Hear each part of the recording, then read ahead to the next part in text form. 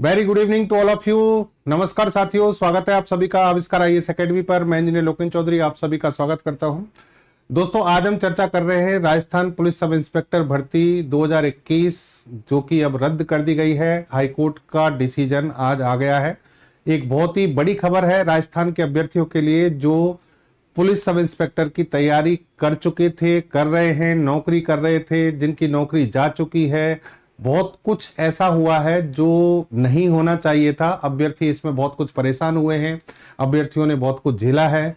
तो आज का हमारा सेशन इसी पर रहेगा कि जो ये भर्ती 2021 की जो भर्ती रद्द हुई है, एक तो इसके कारण क्या रहे, हाईकोर्ट ने क्या डिसीजन दिया और इसके बाद अब क्या होना है। यानी अभ्यर्थी जो वास्तव में इसमें एसआई की पोस्ट पर जो लग चुके थे, अपनी जॉब कर रहे थे, उनके साथ क्या होने वाला है, नए अभ्यर्थियों को नई भर्ती में क्या प्रेफरेंस दी जाएगी, हाईकोर्ट ने क्या कहा है और किस तरीके से वो आगे की जो अपनी संभावनाएं हैं उनको तलाश सकते हैं, इन सभी पर हम बात करेंगे। तो देखिए डिसीजन क्या है, आप लास्ट तक खबर में जरूर बने रहिएगा, सारी चीजों को एक एक करके डिस्कस करेंगे। समझिए, Rajasthan paper leak, high court cancel sub inspector 2021, यानी 2021 की जो भर्ती है उसको हाईकोर्ट ने रद्द कर दिया है। आप सभी ने ये चीज समझ ली होगी। यहां पर हम बात करेंगे कि राजस्थान हाईकोर्ट जो है उसने किस आधार पर इस भर्ती को 2021 से 2025 यानी 4 साल तक लगातार इस भर्ती पर विवाद होते रहे हैं। दो सरकारें इसमें बदल गईं। यानी पहली जो सरकार थी 2021 से 2023 तक, लगभग उस समय भी ये विवाद उठा था, लेकिन उस समय तक कोई याचिका दायर नहीं हुई। उस समय कोई यानी इसको रद्द करने पर कोई फैसला नहीं हो पाया। और अब 2023 से लगातार इस पर चर्चा चल रही है। नई सरकार, भजनलाल सरकार जो है, उसमें भी ये चीज लगातार विवाद में थी। तो सरकार को और कोर्ट को और अभ्यर्थियों को किस तरीके से इसमें राहत मिली है या फिर किसको नुकसान हुआ है, किसको फायदा हुआ है, ये सारी चीजें आप यहां से समझ सकते हैं। यहां पर देखिए, सब इंस्पेक्टर भर्ती परीक्षा 2021 को रद्द यानी जो कैंसिल कर दिया गया है। पेपर लीक के मामले में ये सारी चीजें हुई हैं।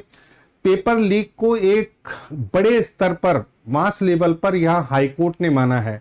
हाईकोर्ट ने कहा है कि ये सारी चीजें, ये जो पेपर लीक हुआ उससे ये भर्ती ऐसे मोड़ पर पहुंच गई है कि कितने अभ्यर्थी इसमें संलिप्त हैं और कितने अभ्यर्थी ईमानदारी से पहुंचे हैं, ये निर्णय लेना बड़ा मुश्किल है।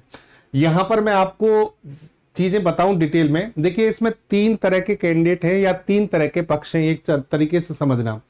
3 पक्ष कौन कौन से हैं? एक तो याचिकाकर्ता, यानी जो लोग एसआई भर्ती में रह गए थे उन लोगों ने इस पर क्वेश्चन मार्क लगाया, उन्होंने याचिका दायर की। ठीक है, उनके जो एडवोकेट थे मेजर आरपी सिंह और हरेंद्र नील जी और ओम प्रकाश सोलंकी, इन्होंने पैरवी उनकी की है। दूसरी तरफ से यहां राज्य सरकार की ओर से महाधिवक्ता राजेंद्र प्रसाद थे। और तीसरी तरफ जो सफल अभ्यर्थी हैं जो अपनी जॉब कर रहे थे, उन्होंने भी अपना पक्ष रखा। तो उसके लिए सीनियर एडवोकेट आर.एन. माथुर साहब और एडवोकेट तनवीर अहमद, इन्होंने अपने अपने तर्क दिए हैं। ठीक है, कहने का मतलब इसमें 3 पक्ष चल रहे थे। एक पक्ष चाहता था कि ये भर्ती हर हाल में कैंसिल होनी चाहिए। सरकार कहीं ना कहीं इस भर्ती को कैंसिल करने के मूड में नहीं थी, ऐसा दिख रहा था। और सफल अभ्यर्थी जो इसमें जॉब कर रहे थे वो तो चाहते थे कि हमारी नौकरी बरकरार रहे। लेकिन आखिरकार सारी चीजें सुनने के बाद कोर्ट ने जो डिसीजन दिया उसमें जीत किसकी हुई है?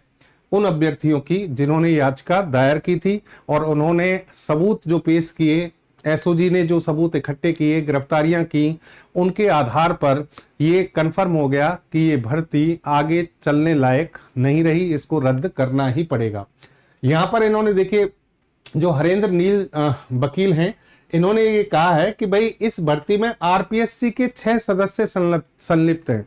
आप सोचिए, राजस्थान की सबसे प्रतिष्ठित जो संस्था है आरपीएससी, राजस्थान लोक सेवा आयोग, अगर उसी के सदस्य इसमें संलिप्त हैं, उन्हीं के माध्यम से पेपर लीक हो रहा है और इतने बड़े स्तर पे हो रहा है कि ये डिसाइड नहीं कर पा रहे कि टोटल भर्ती जो हुई उसमें से कितने कैंडिडेट ईमानदारी से हुए हैं, यानी ज्यादा संख्या किससे है?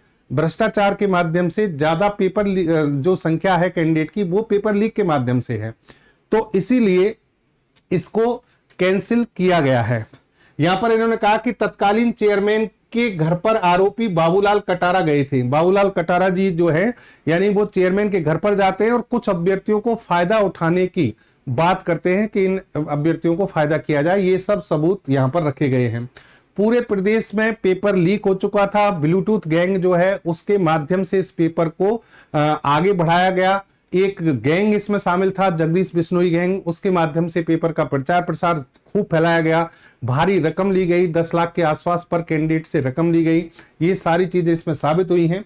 तो हकीकत में देखा जाए तो उन अभ्यर्थियों के साथ ये न्याय हुआ है जो ये लंबी लड़ाई लड़ रहे थे, जो इस पूरी पेपर में जो ईमानदारी से मेहनत कर रहे थे लेकिन रह गए, तो उनके साथ ये न्याय हुआ है। लेकिन उन अभ्यर्थियों के साथ अन्याय भी हुआ है कि जो टोटल भर्ती थी 859 की, उनमें से मान लो भले ही हम तो कहते हैं कि 100 भी बच्चे ऐसे हैं जो ईमानदारी से लगे हैं।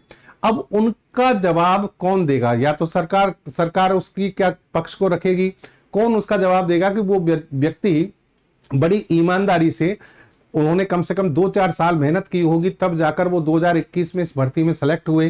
4 साल की उनकी नौकरी लगभग होने को आ गई और आज ये सरकार कह देती है कि अब आपको हटाना पड़ेगा क्योंकि कोर्ट ने भर्ती को रद्द कर दिया है।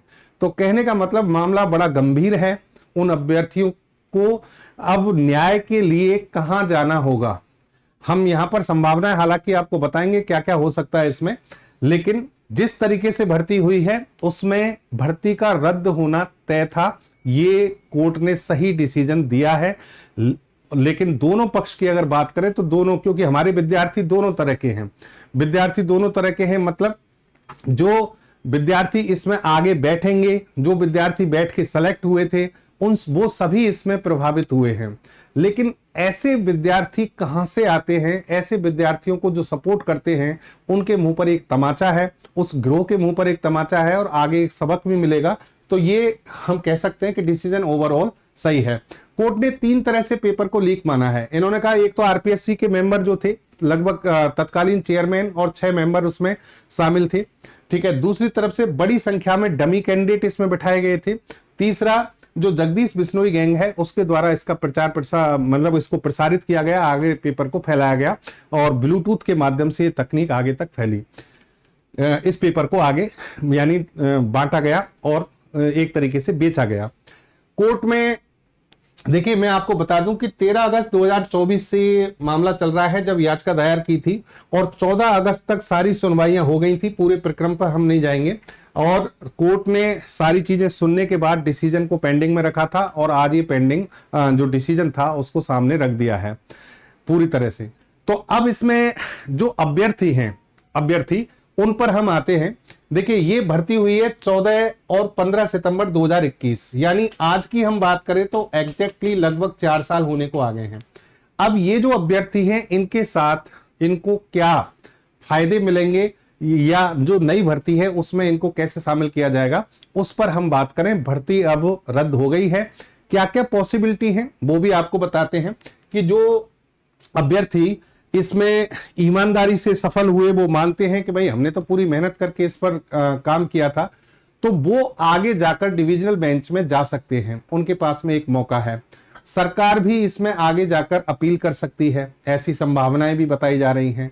कुछ अभ्यर्थियों के बयान भी आए हैं कि हम 100% आगे इस पर क्या करेंगे, याचिका दायर करेंगे, आगे चलकर इस बात को उठाएंगे, ठीक है। लेकिन एक बारी हाईकोर्ट के द्वारा इसको रद्द कर दिया गया है। हाईकोर्ट ने जो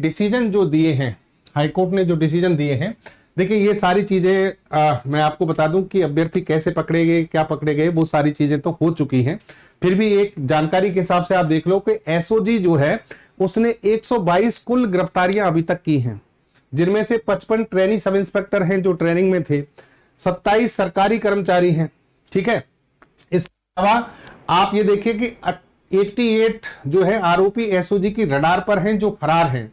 तो कहने का मतलब जैसे कि कृषि मंत्री जो है किरोड़ीलाल मीणा जी, उन्होंने ये कहा है कि भाई मेरे पास में 500 से ज्यादा अभ्यर्थियों के इसमें संलिप्त होने की वो है, सबूत है मेरे पास में, और ऐसा माना भी जा रहा है क्योंकि रिपोर्ट ये जो आपके पास में डिसीजन आया है उसमें भी ये चीज कही गई है, ठीक है। तो जब इतने बड़े स्तर पर कोई चीज हो जाती है तो इसका मतलब ये हो गया कि आप इसे आगे नहीं ले जा सकते, ये फेयर वर्क नहीं है। अब यहां पर देखिए कि जब पूछा गया, हरेंद्र नील और ये प्रीति कासलीवाल हैं, अधिवक्ता राजस्थान हाईकोर्ट, इनसे पूछा गया कि अब अभ्यर्थियों के पास में क्या मौका होगा, तो इन्होंने कहा है नौकरी कर रहे एसआई जो हैं उनके पास में एक मौका होगा, वो स्टे ला सकते हैं। इन्होंने कहा, एक्सपर्ट बोले मिल सकता है स्टे, यानी अभी जो रद्द हुआ है उस पर वो स्टे ले सकते हैं क्योंकि उनके पास में ये अधिकार होगा। दूसरी बात यहां पर देखिए, 2021 दे चुके अभ्यर्थियों को हाईकोर्ट से अंतरिम राहत, ओवरेज हो चुके कैंडिडेट को 2025 की वैकेंसी में शामिल करने के निर्देश। तो ये तो कोर्ट ने कह ही दिया है कि भाई 2021 में जो बच्चे इसमें बैठे थे, जो विद्यार्थी बैठे थे, अब उनमें से बहुत सारे ओवरेज हो चुके होंगे, तो 2025 की भर्ती में इनको राहत दी जाए, एज में राहत दी जाए, और जितनी भी वैकेंसीज हैं उन वैकेंसीज को भी 2025 की वैकेंसी में शामिल किया जाए। तो यहां पर एक चीज समझना बच्चों कि 1015 भर्ती अभी आपके 2025 में निकाली गई हैं और 859 भर्ती जो है आपकी रद्द हुई हैं। अगर इसको हम देखें तो ये लगभग कितना हो रहा है, 1874 इतने के आसपास भर्ती हैं। यानी अब 2025 का जो एग्जाम होगा, या तो हो सकता है इतने पदों के लिए इस एग्जाम को कराया जाए, जो कि कोर्ट के अकॉर्डिंग जो शामिल करने की बात कही गई है, तो 1015 में अगर ये जोड़ें तो ये इतना बैठता है। लेकिन हो सकता है सरकार इसको नए सिरे से आपको नोटिफिकेशन दे और वैकेंसीज में थोड़ा बहुत समायोजन करके वैकेंसीज को 2 भाग में डिवाइड कर दे, ऐसी भी संभावना हो सकती है। लेकिन अगर ऐसा होता है, यानी ये सारी जो भर्ती हैं एक साथ ये जुड़ जाती हैं, तो इसका मतलब हुआ कि अब विद्यार्थी जो हैं उनके पास में एक बहुत बड़ा मौका होगा।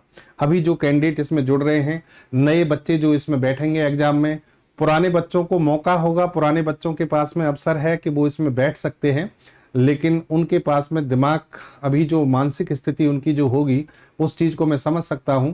4 साल कोई बच्चा इस जॉब को लेकर पूरी तरह से कंफर्म हो चुका है, ट्रेनिंग कर चुका है, जॉब पर उतर चुका है, और अचानक से उसे पता चले कि मुझे ये भर्ती दोबारा देनी है, तो फिर मनोबल पूरी तरह से टूट जाता है।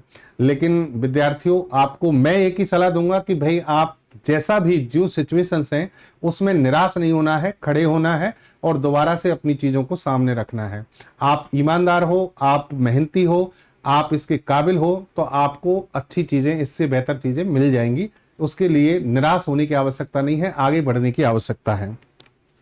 चलिए यहां पर देखिए कि लगभग 25 साल इसकी आयु सीमा होती है। 3 साल की छूट इन्होंने, इस गवर्नमेंट ने अभी जो नोटिफिकेशन निकाला था उसमें दी भी थी, और अलग अलग कैटेगरी वाइज अलग अलग है, लेकिन अब इसको थोड़ा सा और समायोजित किया जाएगा, अलग अलग तरीके से डिफाइन किया जाएगा कोर्ट के डिसीजन के बाद में।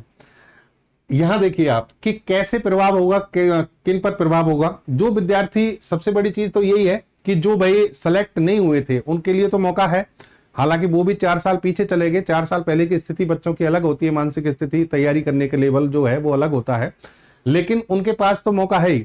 लेकिन सबसे ज्यादा समस्या है कि जो बच्चे ईमानदारी से परीक्षा में बैठे थे उनके पास में यहां पर वो प्रभावित होंगे, लेकिन उनके पास में पेपर देने का मौका होगा। उनकी, मान लीजिए कोई जॉब छोड़कर आया है, किसी जॉब में था, तो वहां पर सरकार उनके हितों का ध्यान रखना पड़ेगा। कोर्ट के डिसीजन के अकॉर्डिंग जो भी चीजें थी उनके साथ में वापस से उनको शामिल करना पड़ेगा। दोबारा होगा एग्जाम्स, यानी इसमें जो एग्जाम है, बिल्कुल कोर्ट ने यही कहा है कि आप दोनों को शामिल करके नए तरीके से एग्जाम को कराएं। एसओजी हेड ने यहां पर देखिए एक और चीज बात कही है, इसको भी ध्यान रखें कि अभी ये जांच जारी है, अभी जांच जारी है, क्योंकि जो कैंडिडेट, देखिए जो बच्चे संलिप्त पाए गए हैं, इसमें जो अभ्यर्थी संलिप्त पाए गए हैं उनको डिबार किया गया है, वो कभी किसी एग्जाम में नहीं बैठ पाएंगे, और ये एक कड़ा संदेश है और होना भी चाहिए। क्योंकि देखिए पेपर बेचने वाला और पेपर खरीदने वाला दोनों ही इसमें दोषी होते हैं, और ईमानदार अभ्यर्थी इसमें परेशान होते हैं, उनके माँ बाप परेशान होते हैं। तो 700 के आसपास लोग इसमें अभी तक एसओजी के रडार पर आ चुके हैं और कह रहे हैं कि अभी जांच जारी रहेगी, अगर कोई संलिप्त पाया जाता है तो उसके खिलाफ अभी भी कार्रवाई होगी। ये सारी चीजें यहाँ पर एसओजी ने बात कही है। एनडीटीवी से ये राजस्थान पुलिस के एसओजी जो प्रमुख हैं बीके सिंह जी, उन्होंने ये बात इनके सामने रखी है। यहाँ बिल्कुल साहब किरोड़ीलाल मीणा जी और हनुमान बेनीवाल जी ने इस आंदोलन में काफी कुछ भाग लिया था और दोनों में तीखी बहस भी चल रही है क्रेडिट लेने के लिए, लेकिन दोनों का ही इसमें बच्चों के साथ खड़े थे, दोनों का ही इसमें योगदान है। चलिए, एसआई भर्ती 2021 को रद्द करने को लेकर राज्य सरकार का क्या रुख रहेगा? अब राज्य सरकार क्या कर सकती है? राज्य सरकार क्या करेगी? मान लीजिए कोर्ट ने इसको रद्द कर दिया तो क्या राज्य सरकार आगे बढ़ेगी इसको वापस से बहाल करने के लिए?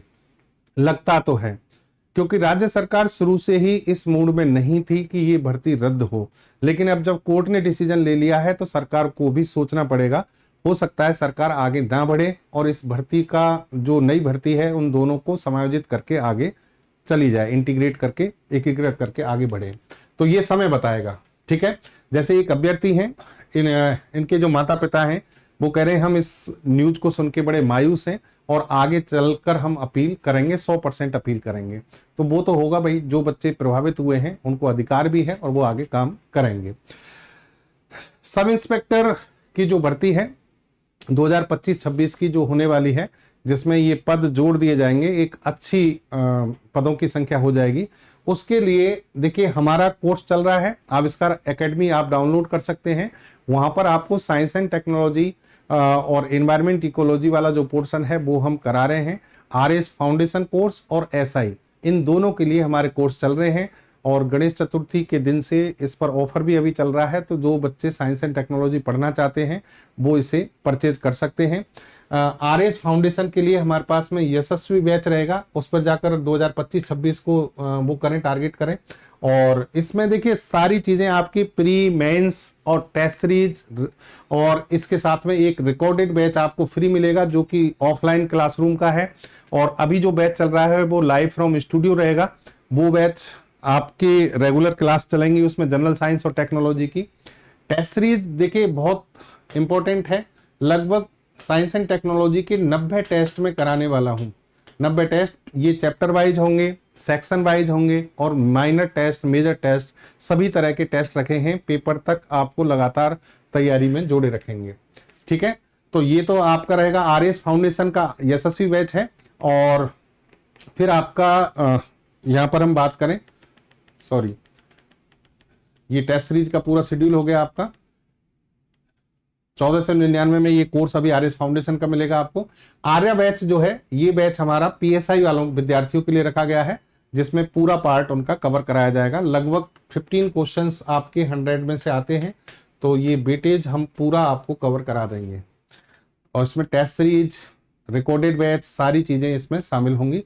तो जो बच्चे इसको परचेज करना चाहते हैं कर सकते हैं। साथ में मैथ का कोर्स भी आपके पास में अवेलेबल होगा। साइंस एंड टेक्नोलॉजी अलग से भी परचेज कर सकते हैं, मैथ अलग से परचेज कर सकते हैं, कॉम्बो कोर्स में भी जा सकते हैं। तो चलिए आज के लिए इतना ही। बहुत बहुत धन्यवाद आप सभी का। और एक बार मैं फिर से यही कहूंगा कि जो विद्यार्थी अभी मायूस हैं वो मायूस ना होकर पॉजिटिव सोचें और आगे क्या करना है उसकी रणनीति बनाएं। धन्यवाद। जय हिंद, जय भारत।